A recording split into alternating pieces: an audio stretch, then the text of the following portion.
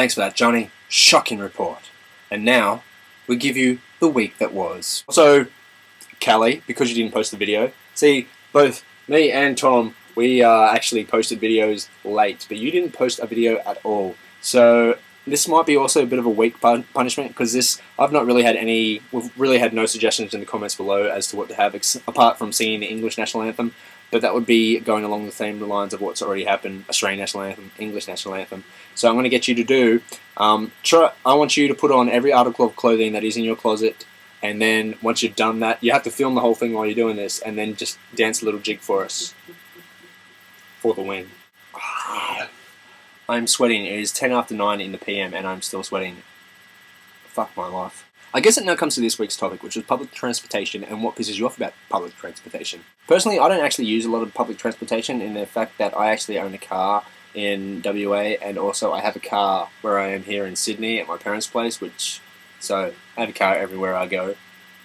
But I don't know whether this is a little esoteric or whether it's actually quite relevant, but I'm going to talk about airports. Airports are, in some kind of sense, public transportation, because anyone in the public can use airports as well, unless you actually have a criminal record or whatever.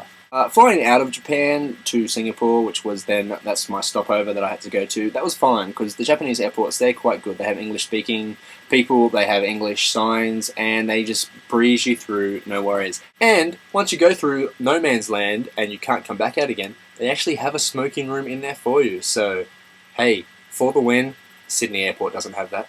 So once I got to Singapore, it was all well and good, because again, it was the smoking areas all over the place, as well as they have these free foot massages that they give you. You put your feet in them and they massage you, and they're lush. It's so good. However, once I actually got onto the plane, I had a really good seat, because I was in one of those emergency exit seats just across from the hosties, and you had all the leg room that you could manage. But the guy sitting next to me, oh my god, he would not shut up.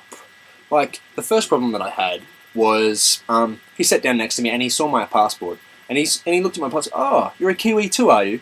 I'm like, yeah, I actually live in Australia though, but yeah, I'm a New Zealand citizen. And he goes, oh boy, right, he's the same, he also lives in Australia, and okay, that's fine. I'm usually not a very social person on a plane. I don't like talking to people, I just like to sleep, because I can sleep pretty much anywhere.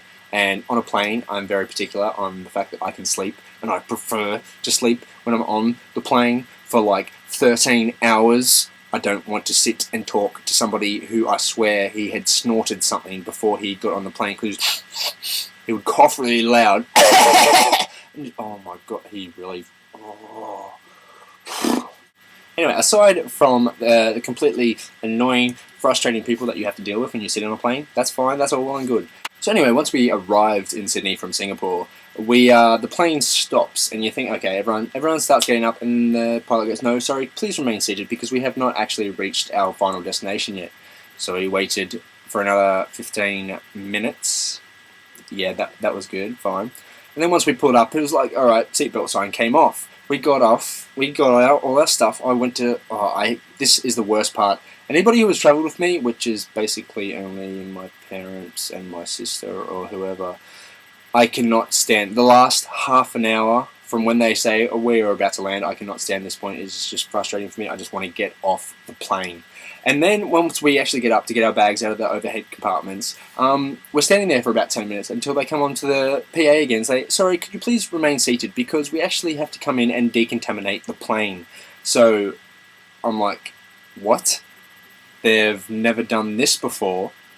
Okay, that's all well and good. Once that was over, another 10 minutes later, we get up and we get to go out. And you know what really frustrates me the most? Everybody decides they want to all get up at the same time. Then there are those people who actually, they sit down and they wait and think, that's okay, we'll just let the people already up walk past. And then you get the people who think, hey, hold on, there are people coming past all ready to go out. I'm going to go up and stand right in front of them.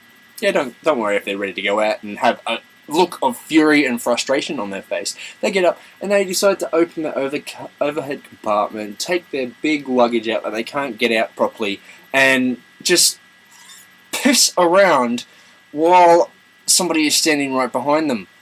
Oh my god, I just want to fucking kill those people. being one of the first people to actually go through the customs, you usually get a prime spot on the luggage travelator thing that you get. Awesome. So you just stand there with your trolley and you wait for your bags to come out. And so, lo and behold, all these other foreigners that come, they think, oh, no, that's okay. He's standing about this far back from like the travelator because he has the knowledge that other people are going to be, wanting to see their bags. Why don't I just go and stand in front of their trolley, blocking all view of the travelator? And then another person comes on and stands right next to them. And seriously, I was about to say, oi, what the hell do you think you're doing? But no, I didn't. I held my tongue. That was cool. Yeah, finally, so I put it all in the trolley and I went to go through the quarantine area. The fucking quarantine area. For one, I swear there was probably 3 people working in that little quarantine area where everybody has to go in and like get their bags x-rayed. And literally, like the plane that I came in was a 2-story plane. So it had a shitload of passengers. Apparently, there was also like 3 other planes that came in at the same time. So once I got to I went to go and line up. First of all, there was a line that was all the way past the conveyor belt, and I just went around that way and went to another way. Everybody was just converged into one section, and I literally stood there even for half an hour without moving at all. And my knuckles were white, ready to belt anybody. And this little Asian dude, he decides like we're starting to move a bit, and he decides to just start pushing and pushing. This is where I literally said, "Oi, what are you doing, mate? There are people in the line here. Just wait your bloody turn, alright?" And then, oh my god. So anyway, that's my rant for public transport. I hope it wasn't really that stupid, but most of my rants are anyway. Incidentally, it is now my turn to decide what the topic is going to be for next week. So I'm going to use the topic TV commercials. Just leave it at that. What pisses you off about TV commercials?